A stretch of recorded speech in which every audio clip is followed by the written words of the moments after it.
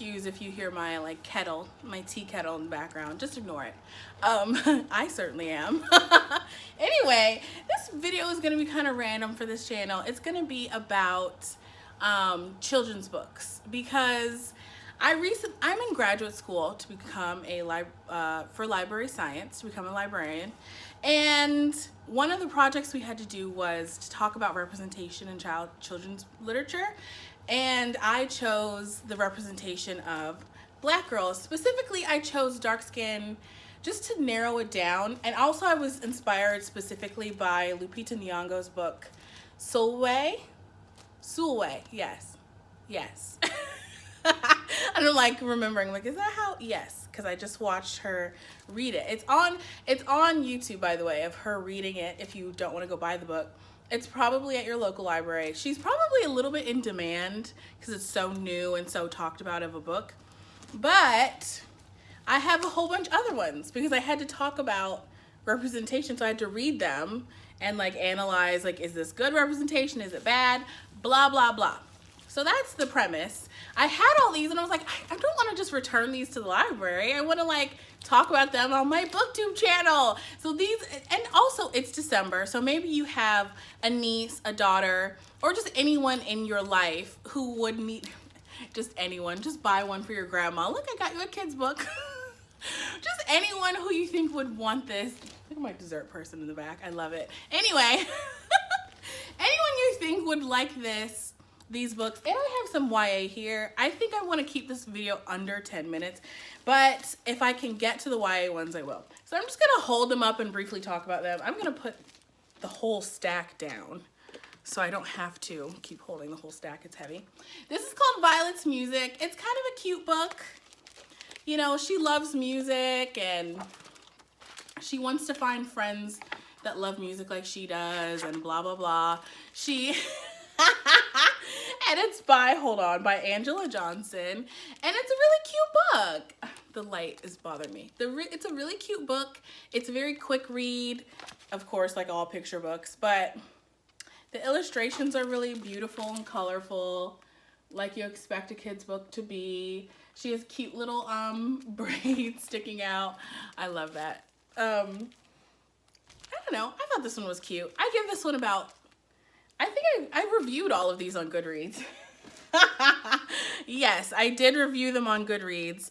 Bedtime Bonnet. This was one of my favorite ones. This one was funny. This one was funny because the little girl loses her bonnet. I don't know, should I spoil it? When you read it, you'll still think it's funny. You're probably a grown-up watching this. So she loses her bonnet and she finds it. Her bald grandfather was wearing it, and it's kind of cute and funny, and it shows Black people in natural hair, and the dad has waves in his hair. The mom you see has her hair pineappled a little. The sister has her hair straightened and she has it wrapped up. You know, it's cute. It's cute representation and it's very positive to me. I thought it was a cute book. Next, Freedom Soup. This is a fun book. It's fun, but it's also historical fiction in a way. It teaches about the Haitian Revolution. It gives like kids like a little taste of the Haitian Revolution. And there was a particular soup that they were not allowed to eat as enslaved peoples. So they ate that after they rebelled and freed themselves and had a revolution, and they liberated themselves from, you know, the colonizers. So then they made this soup, and it's like every year, I suppose, on their Independence Day, they celebrate it and they eat this soup. So and fun thing, Tigran's recipe is in the back. The author is not Haitian herself. It's her mother-in-law. Why did I have to think so hard about that? Is it her mother-in-law or her grandmother-in-law? Too late. I already put the book down. Okay. This book is called The Water Princess. And this is a good one because not only if you get it from the library, obviously they already bought it, but if you buy this, then some of the proceeds go to a foundation that helps villages where they don't have close access to clean water. And that's what this is about. I feel like I love the way this is written. It's written by Susan Verde. I think that's how you say your name, or Verde or Verdi, I don't know. Sorry, Susan. But she writes in a beautiful style. It's you know, it tells the story in like a childlike, but also kind of a lyrical, poetic way. It's very well done, I think. And the illustrations are really well done. I love the combination of like how they do the words and the close up on her facial expression, and those illustrations are really detailed yet simple at the same time. I don't know how to describe it. Anyway, 20 Yawns. So this is the only book on the list that I gave kind of a negative score. I think I like this. I recognize the art and the artist, the Lauren Castillo. I recognize her art style. This other author, she's written other things. Hold on. 1,000 Acres. I don't know. But I didn't like this book. It was a semi-cute story about childhood anxieties. I mean, she fights her anxieties of being like sleepy but being afraid of the dark by putting all her toys in the bed with her. I don't know. It was one of those like, you know, your child's not going to remember this. It's not going to be anybody's favorite. It's not going to be your favorite. It's a forgettable story. That sounds bad, but it's true.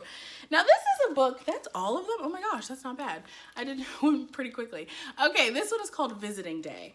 And you see it's a young girl and her father. Her father is in prison. And this is about her and her grandmother getting on the bus and going to visit her father in prison. So I thought that was really interesting, like in terms of representation, like the industrial prison complex sneaks its way in, you know, like, wow, you know, slavery snuck its way in, industrial prison complex snuck its way in. Oh, look at her close up on the back of her head. Look at her close up with her grandmother doing her hair. Anyway, I think these are pretty good. Like, so these are some titles that I recommend. There were other titles that I wanted that our library didn't have, and kind of part of the essay and part of the paper was to see like what you have access to in your like county in the library system. So these were all that were there. There were more, like I found lists and lists of books. I obviously did not get all of those lists and lists of things. I liked what I found. I would love to have seen more. But it was an okay selection. There were some that I read that are going to be in like the thumbnail of this video that I read on the like library website that I can't show you. So it was just like 2 or 3 of them. And here's the YA. I said I was going to show you the YA. I will show you these 2 right here. Hold on. Black Enough. I've already talked about this one. My now on hiatus short story Saturday. This is what I'm reading. I'm about to make another one right now. And then this is short stories too. Is this like a new trend of YA doing short story collections by different authors? Anyway, so this is A Phoenix First Must Burn. 16 stories of Black girl magic, resistance, and hope. 16 tales that explore Black experience through fantasy, science fiction, and magic. So it's like genre fiction meets Black representation meets YA. It's a lot. And I haven't even started this one. This is going to be a fun candidate for a short story Saturday. Maybe I'll read a couple of these for short story Saturday. And look out for that. Hold me to it. Y'all don't hold me to nothing, so that's why I don't do anything. I say I'm going to do something, but y'all don't complain when I don't. So there it is. Anyway, I hope you enjoyed that little chatty about some awesome children's books that I got to read recently and that were really cute, and I enjoyed them. And I hope that you can pick some up for the child in your life, whether it be from the library or from the Barnes & Noble.